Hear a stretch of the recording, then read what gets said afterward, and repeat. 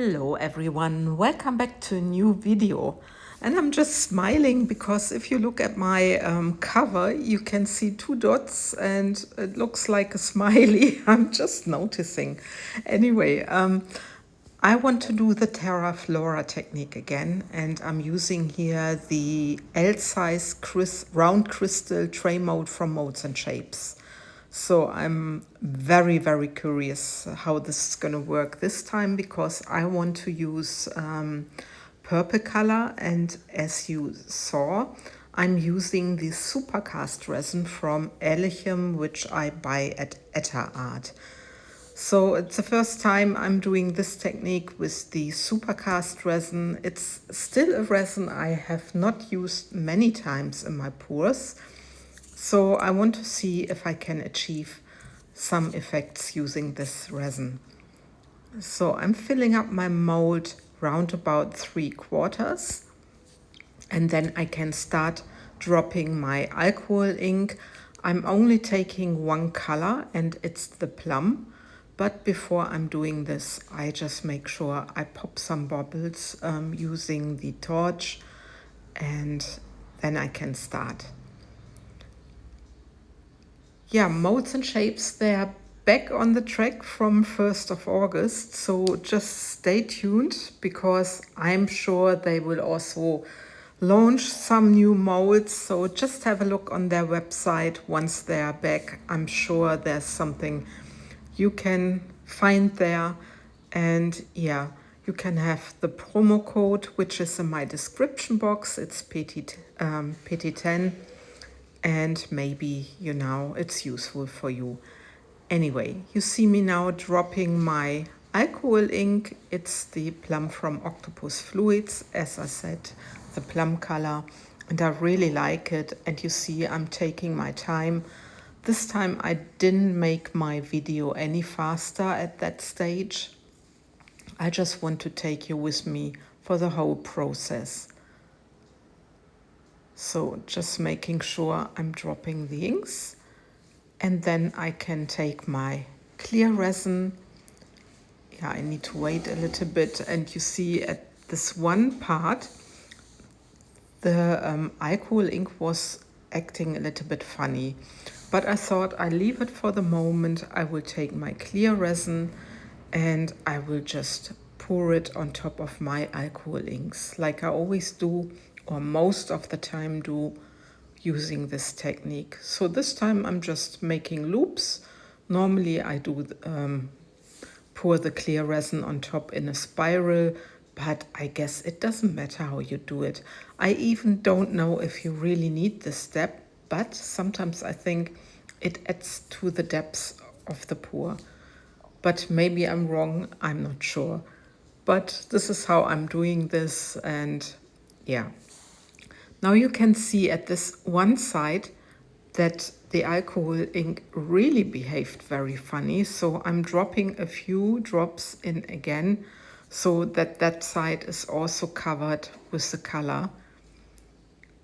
In the camera it looks rather pink, but the plum is really a beautiful purple tone and I really like it. So, and now I can start with my first color. I mixed some of the silver into my resin. It's a metallic powder. I love to work with the metallic powders at the moment. But I'm showing the colors which I mixed up before I start pouring. So there was the white, there's the silver. I just mix everything again so I don't have any specks or any particles on the surface of my pour. And here's black. With the black I was very careful not to use too much black and not to mix it too opaque. So with black, always be careful. The 2 cups with the silver and the white, I put 40 grams of clear resin, and then I mixed my colors. And my white, I mixed in the 40 grams 6 drops of the white pigment drops from Terra. And the black is only 20 grams, and like I said, only a little bit of mica powder in black. So now I'm doing the spiral like I always do, starting with the metallic color. I'm using here the silver, as I said. I think I'm repeating myself. I'm sorry. Sometimes, you know, when you're doing the voiceover, you just forget what you said a minute ago. But you see, I'm just pouring the spiral, and I still have a little bit left in my cup, but it doesn't matter. I used it later on for a leftover pour. And now I have here my black, and I'm also pouring this in a spiral like I would always do. It might be interesting to do this technique, this sort of technique, pouring loops. So this is something I want to test as well, how it's gonna work, if I can achieve a different result. So this would be also interesting. So might be on my list to do. I need to see if I remember. Anyway, and now there's my white.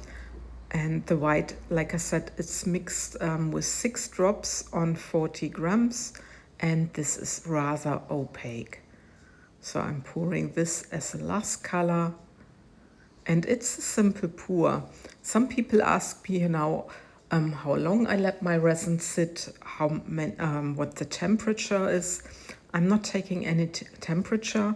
When I have a medium viscosity resin with a long working time, I let my resin sit around about 20 minutes. And with the supercast, which should have a working time around about 40-45 minutes, and it's a thick resin, I just didn't let it sit at all. I poured I mixed my resin, I mixed my colors, and then I was pouring. So you saw me adding some of the silver leaves into my clear resin, and yeah, I'm just pushing everything out, and I thought, you know, I just want a hint of the silver leaves this time. And now I'm just taking my torch and I'm popping some bubbles which are on the surface, and then my resin can do whatever it needs. So this time something funny happened, and you can see it in the time lapse. Remember where I added some more alcohol at that part which was acting funny anyway? See how it's floating. On the other side, it's not floating, and I don't know why this is. So I needed to help it a little bit by using a stick so that I have my center. But yeah, it was funny to watch that it completely floated differently. And this is now after everything stopped working, so it made some amazing effects on the pouring side. I really like it. But you can see that side where the resin was really moving much faster, that there might be on one side one effect, on the other side another effect in the center. So I'm very curious. But yeah, I love the colors. It's a nice mixture, and especially with the black using, and then the purple makes the purple on the pouring side a little bit darker. So this is the next day. I'm very curious. You see that the crystal edge is rather, let's say, clear, but I'm sure that I will have also some purple effects there, but we will wait and see. So everything goes out easily out of this mold, and now I'm very curious about this pour. Look at this crystal edge. It's very, very beautiful. Love it. And look at this. Look at these big cells. I really adore this about this technique. And the hints of the black, the hints of the plum color. And look at the center. It acted really completely different from both sides. And I've showed it to MoldsandShapes, and Marianne from MoldsandShapes, she said, look, it looks like a heart in the center. And somehow she's right. It's very funny sometimes how resin can act. And this is now the final result outside, where you can see the real colors, because when I'm pouring in my room, at the moment it's warm. I have my shutters down, and yeah, I'm pouring with light. So, but this is in the daylight, and you can see all the beautiful colors and how it's looking. I'm very, very happy with this. And yeah, I just wonder what you think, if you like this pour, and hopefully we see each other for my next video. Take care, guys. Thanks for watching. Bye bye.